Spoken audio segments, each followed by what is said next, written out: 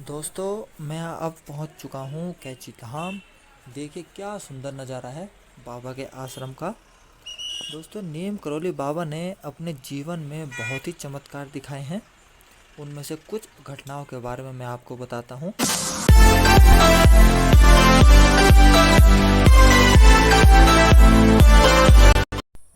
नमस्कार दोस्तों, स्वागत है आपका हमारे YouTube चैनल बिजनौरी फार्मर में। और मैं हूं आपका दोस्त कार्तिक चौधरी। दोस्तों आज का ये ब्लॉग थोड़ा हटके है, पहली बार मैं ब्लॉग बना रहा हूँ। आज का थोड़ा अलग है क्योंकि आज मैं जा रहा हूँ नीम करोली बाबा कैची धाम।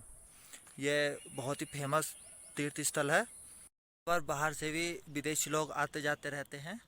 और अभी कुछ टाइम पहले यहाँ पे विराट कोहली और अनुष्का शर्मा दोनों आए थे।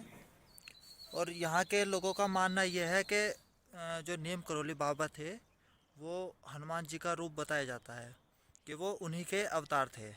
ठीक है, तो आज हम जा रहे हैं अपना इधर कफुल्टा से नीम करोली बाबा आश्रम। ये पड़ेगा अगर बाई रोड है ये 5 7 12 12 किलोमीटर बैठेगा। तो मैं पैदल ही जा रहा हूँ नीम करोली बाबा आश्रम तक। ये देखिए दोस्तों, वो जो वाइट वाइट चमक रहा है वो हमारी रोड है। वो बाई रोड वाला रास्ता है सब, वो उधर से ऐसे गई है रोड। और मैं जा रहा हूँ ये शॉर्ट रास्ते से, ऊपर से आया हूँ और इधर से शॉर्ट रास्ते से जाना है। ये देखो ऐसे जाए, घूम के नीचे आ जाएगा वो रास्ता और फिर नीचे नदी में निकलेगा ये रास्ता।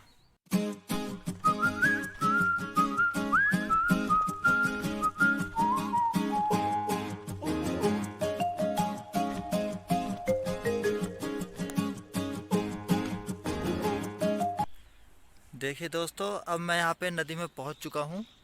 पहले ये छोटी थी और पिछले साल यहाँ पे आपदा आई थी, उस कारण से ये बहुत विशाल हो चुकी है।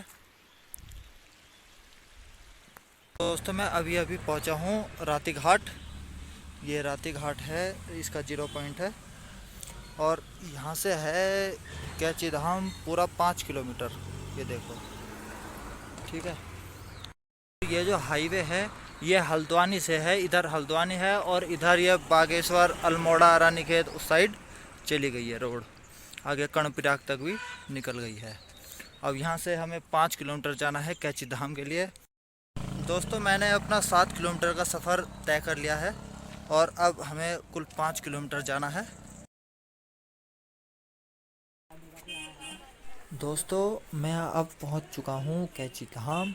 देखिए क्या सुंदर नज़ारा है बाबा के आश्रम का। दोस्तों नीम करोली बाबा ने अपने जीवन में बहुत ही चमत्कार दिखाए हैं। उनमें से कुछ घटनाओं के बारे में मैं आपको बताता हूं। नीम करोली बाबा बहुत ही चमत्कारी थे। उन्हें हनुमान जी की सिद्धियां प्राप्त थी। उनके भक्त बताते हैं कि वो हनुमान जी से बातें किया करते थे। नीम करोली बाबा का नाम लक्ष्मी नारायण था और उन्हें 17 साल की उम्र में ही ज्ञान की अनुभूति हो गई थी। बाबा अपने भक्तों को रोज़ कोई ना कोई चमत्कार दिखाते ही रहते थे। एक बार की बात है, एक व्यक्ति बाबा के लिए संतरे लेकर आया। उसने बाबा के पास रखी खाली टोकरी में संतरे डाल दिए। बाबा जी उन संतरों को वहाँ बैठे सभी लोगों को बांटने लगे। बांटते बांटते बाबा जी ने 48 संतरे बांट दिए। आश्चर्य की बात तो यह थी कि वह आदमी सिर्फ 8 ही संतरे लेकर आया था। तो है ना चमत्कार। बाबा जी के जीवन से जुड़ी दूसरी घटना यह है कि बाबा जी एक बार एक पेड़ के नीचे छांव में बैठे थे। उनके पास एक व्यापारी आया। बाबा जी ने उस व्यापारी से आश्रम में लगने वाली ईंटों के लिए दान मांगा। वह आदमी बहुत ही कंजूस था। उसने बाबा जी को यह कहकर मना कर दिया कि उसके पास कोई भी धन या संपत्ति नहीं है। इतना कहकर वह व्यापारी अपनी दुकान पर चला गया। जैसे ही वो अपनी दुकान पर गया, उसने देखा कि उसकी दुकान में आग लगी हुई थी। वह समझ गया। वह फिर दौड़ता हुआ बाबा जी के पास आया और बोला कि हे बाबा, मेरी दुकान में आग लग गई है, आप मुझे बचाइए। तब बाबा जी ने कहा, तुमने तो बोला था कि तुम्हारे पास कोई भी धन या संपत्ति नहीं है। व्यापारी ने कहा, बाबा जी मैं झूठ बोल रहा था, मैंने आपसे झूठ बोला था। तब बाबा जी ने कहा कि तुम अब भी झूठ बोल रहे हो।